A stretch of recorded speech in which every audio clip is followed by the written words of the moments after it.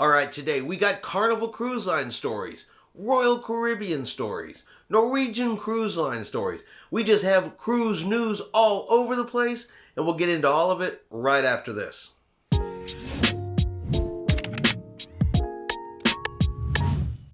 Chris here with High Seas Cruising, and welcome to today's video. Alright, let's start with Carnival Cruise Lines. Now, you may remember last month we did a video that Carnival Cruise Lines was looking for us to send in about 25,000 Christmas cards for all of the crew members. So John Heald and Carnival Cruise Lines put out the request saying, hey everybody, if you want to, send in your Christmas cards, bring them and drop them off on board the ships. And the goal was supposed to be 25,000, which would have been enough for every crew member to get one. Well, they have released those numbers in 25,000? Boy, that number was exceeded, and exceeded by a lot.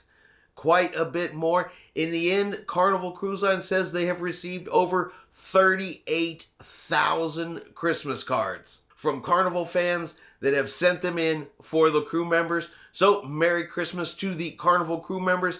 Everybody and then some working at Carnival is going to get a Christmas card this year. Alright, we have a couple of updates here for you. We'll start with Royal Caribbean. So I reported here over the weekend that Royal Caribbean had kind of announced ahead of time with letters to the guests that 3 of their cruise ships were going to adopt the no smoking in the casino policy. And I expected that that was going to go across all of Royal Caribbean ships here real soon. And, well, it has happened. It is now official. It's across the entire Royal Caribbean fleet.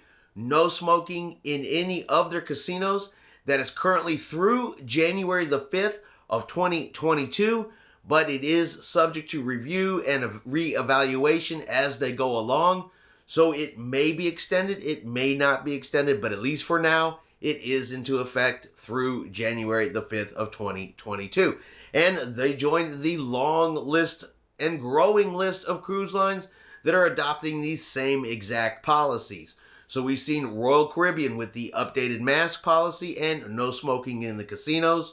We also have that on Carnival Cruise Lines, Princess Cruise Lines, Holland America Cruise Lines, and Norwegian Cruise Lines. So you pretty much can count on it hitting all of them before it is all said and done. The only one I think this won't affect at all, obviously, is going to be Disney Cruise Lines, because they already have a masking policy for everybody while they're indoors. And you can't smoke inside a Disney cruise ship anyway because they don't even have a casino. So that's probably the only one this won't affect. We also reported a few weeks ago that Norwegian Cruise Lines had decided to stop doing tests at the cruise terminal, and instead were going to have their passengers do the test 2 days prior to arriving to the terminal, like the majority of other cruise lines do, and they were just going to stop doing them before embarkation. Alright, well, Norwegian has decided to back that up a little bit. They've taken that away, they've recanted that and said, okay, we've changed our mind again. So now, at least through January 31st of 2022, Norwegian Cruise Lines is going to continue doing COVID-19 testing at the cruise terminal. Of course, this is part of their answer to the spread of the Omicron virus. So instead of it being 2 days prior, they're going to do it right before you get on the ship. Now, they do still recommend that you take a COVID-19 test prior to arriving at the cruise terminal so that you don't get a surprise positive result when you get there. And so, of course, you don't make all of the travel arrangements, travel to your cruise port, only to find out that you have a positive COVID test. So they do recommend you still take one at home, but they are going to be doing them at the cruise terminal. In some of the wording in Norwegian Cruise Line's health and safety protocols, it's a little off, because Norwegian has never required a 2-test process. They have not required you to take a test at home and then take one at the cruise terminal. The one at home has always been just a recommendation, and they've done every single passenger at the cruise terminal.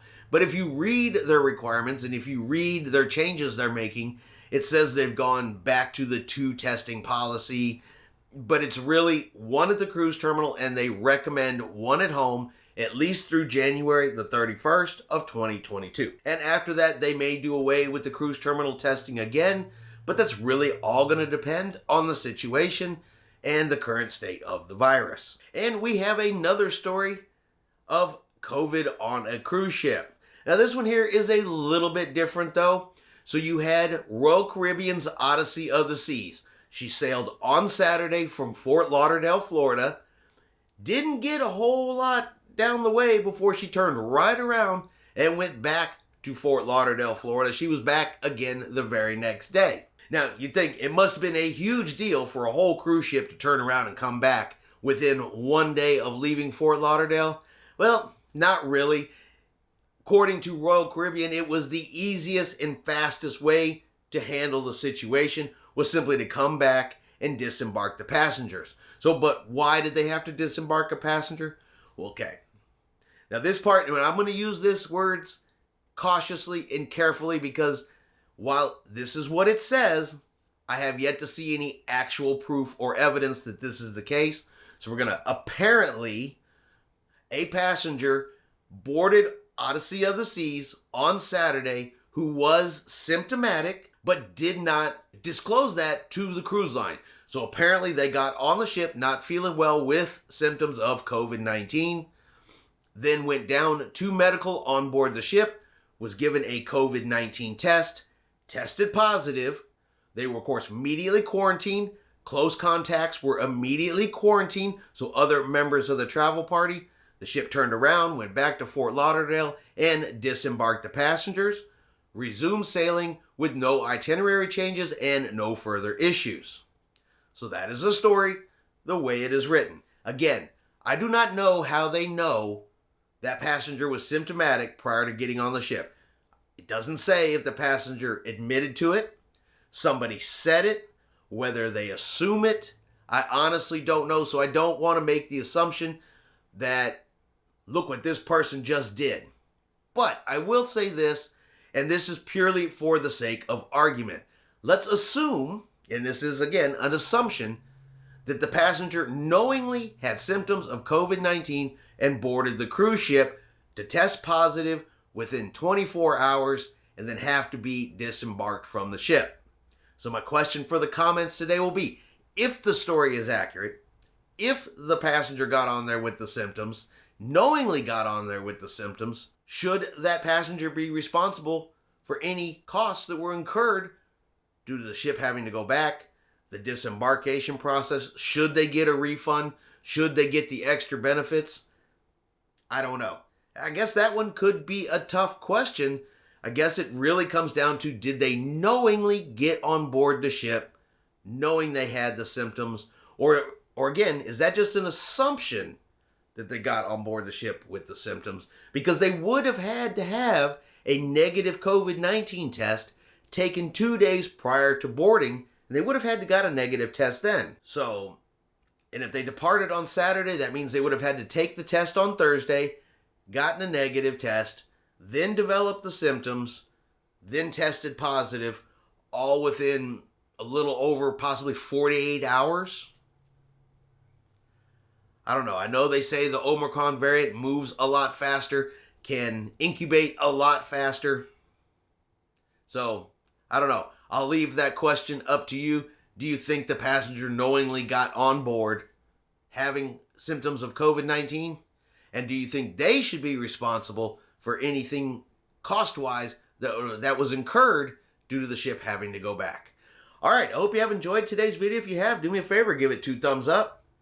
Have yourself a great day, and like always, we will see you out on the high seas.